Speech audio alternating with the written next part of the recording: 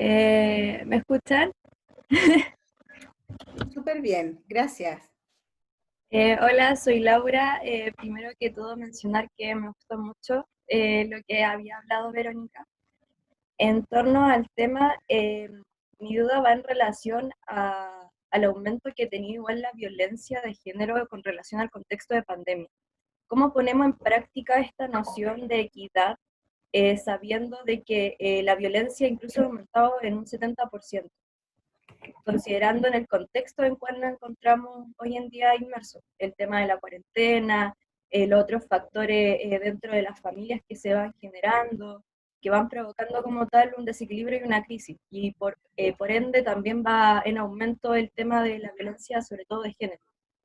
Eh, ¿Cómo ponemos en práctica esto? Eso. Muchas gracias.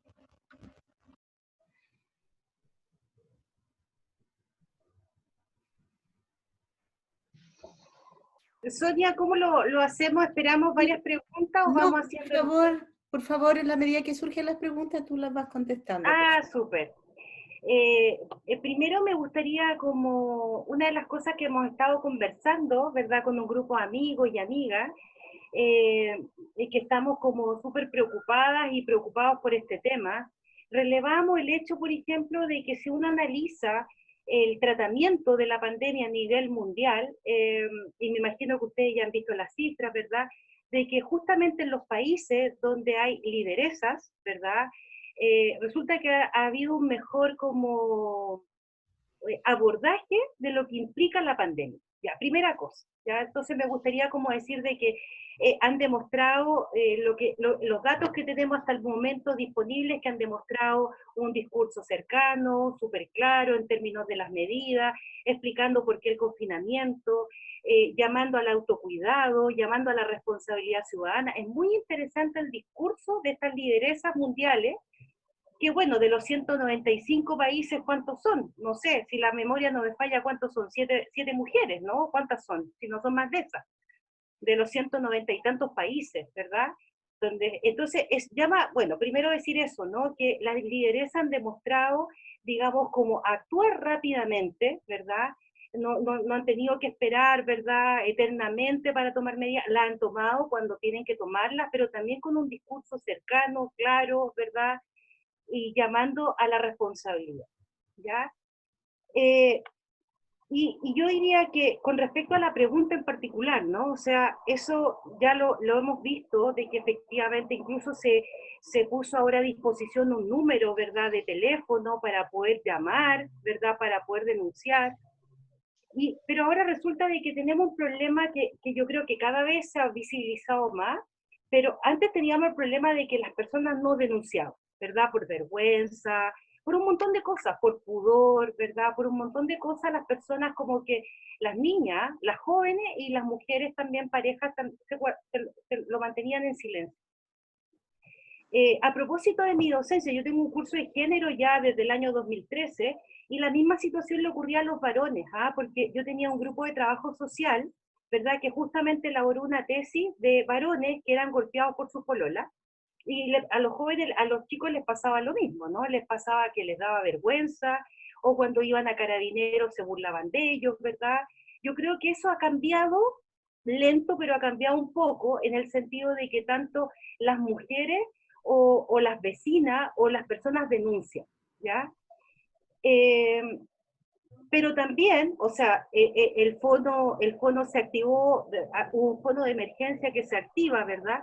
Pero ahí tenemos un problema serio que tiene que ver con la persona, porque resulta que llega, no sé, como que yo leía la prensa y a veces, por ejemplo, llega la brigada de la familia o llegan los carabineros a tocar el departamento, a tocar la puerta, y resulta que aparece una persona, o aparece una misma mujer o aparece un varón y no sé qué, y resulta de que eh, niegan el hecho, ¿ya? Y resulta de que, no sé, tuvieron una tremenda pelotera en la noche anterior, con gritos, con un montón de cosas, y resulta que llegan efectivamente porque los vecinos se cansan del ruido aquí y allá, entonces llegan, y resulta que el mismo núcleo familiar, ¿verdad? Como que se da, digamos, de que ahí se podría proceder, digamos, a tomar algunas medidas, pero justamente cuando llegan ahí el hecho se niega, ¿no? y finalmente las personas como que terminan ocultando la situación. Entonces tenemos que hacer un trabajo, yo creo que se están activando, ¿verdad?, estos teléfonos y distintos mecanismos, incluso en comisaría ahora virtual puedes también colocar algún tipo de denuncia, pero yo creo que tenemos un tema de fondo más profundo que tiene que ver cuando dentro de los núcleos familiares de alguna forma se legitima esta violencia, ¿ya? Y que efectivamente hay personas que reaccionan cuando ya hay golpiza, ¿verdad? Pero hay tipos de violencia que también están sumamente invisibilizadas, ¿verdad?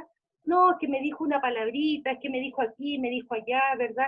Y resulta de que las vecinas, no sé, pues estaban escuchando así efectivamente acoso moral, ¿verdad? Como diría la Mari Franz Irigoyen, ¿no? Un acoso moral, cuando las personas ocupan, ¿verdad?, términos súper peyorativos que te atacan en lo personal, ¿verdad? Pero resulta que si la persona no es capaz de visibilizar eso como un acto de violencia, ¿verdad? Y ahí yo creo que tenemos que trabajar como sociedad, ¿verdad? Como sociedad civil, todos los actores sociales, ¿verdad? Todas las personas que conformamos la sociedad, tenemos que sensibilizar en esa materia. Porque hay ciertos niveles de, o sea, los que conocemos, los que salen en la prensa, ¿verdad? Son aquellos hechos que ya si partieron en amarillo, ya están en rojo y rojo intenso, ¿me entiendes? O sea, como ocupando ese documento del Instituto de Derechos Humanos, que todo parte como en amarillito y después termina en rojo, en el femicidio, ¿verdad? Pero entre medio, entre el acoso, entre el psicopateo, ¿verdad? Entre la revisión del celular, entre que te piden las cuentas y un montón de cosas, para algunos sectores, y en este caso para algunas mujeres, eso no constituye como un agravante o no constituye, digamos, un hecho de violencia. Entonces, yo creo que tenemos que trabajar en eso, desde la educación, ¿verdad? Imagínense que en algunos contextos la situación de tocaciones, por ejemplo, a las niñas o a los niños, ¿verdad? Situaciones de abuso, en algunos contextos era como que estaba invisibilizado, ¿no? Y progresivamente esto se ha ido colocando sobre la mesa, pero Santiago no es Chile, ¿ah? O sea, si ustedes leen los relatos, por ejemplo, de Cristeva Cabello, que justamente trabaja en la Patagonia, ¿verdad? Y en la isla grande de la Patagonia, ustedes se van a dar cuenta que ahí está el Chile quizás del siglo XVIII, ¿ah? O sea, por eso digo, o sea, las ciudades no es Chile. O sea, en los contextos rurales, ¿verdad? Hay situaciones que ocurren en las mismas instituciones educativas, o sea, violencia que se ejerce dentro de las instituciones educativas. O sea, persecución a los estudiantes trans, ¿verdad? Persecución a todo lo que sea una puesta en escena, una performance de género que no corresponde al canon. Y eso es perseguido en las instituciones educativas. Entonces, igual en las instituciones educativas también hay un ejercicio de violencia, ¿verdad? Y que obviamente se legitima en ese espacio y obviamente también en los hogares, ¿no? Porque como que se da esa situación, ¿ah? Entonces, lo que pregunta ahí la compañera, encuentro que sí, ha aumentado la violencia y las denuncias también, ¿ah? Ha aumentado muchísimo. Pero tenemos que seguir trabajando. Yo creo que, bueno, yo no soy poseedora de la verdad, o sea, soy una estudiosa de este tema, me encanta, lo leo todo. ¿Ah? Pero acá tiene que haber un trabajo en conjunto y sobre todo en la institución educativa. O sea, creo yo que la institución educativa juega un rol fundamental, las profesoras, ¿verdad? Pero ahí les mostraba, ¿no? O sea, imagínense que el mismo CPIP, ¿verdad? Saca una documentación donde sigue estereotipando a los niños y a las niñas, y gracias a todos los tuiteros, ¿verdad? Bueno, tuvo que sacar un comunicado pidiendo disculpas, señalando que hay un compromiso con la equidad de género, ¿verdad? Pero todavía se sigue pasando eso. Entonces, interesante que tengamos una sociedad un poco más como que justamente se atreve a denunciar este tipo de cosas. ¿Ah? Porque esto pasó el 8 de junio y ya teníamos a la vuelta del fin de semana. O sea, fue tal escándalo que esto lo publicaron el 8 de junio en el Dínamo, ¿verdad? Y ya lo teníamos, no sé, un par de días y ya lo teníamos abajo y ese curso de capacitación tuvo que sacar esa unidad. Eso podría decir. Ok. Gracias, Verónica. ¿Alguna otra pregunta, alguna otra reflexión? Jaime, por favor, y después Catherine.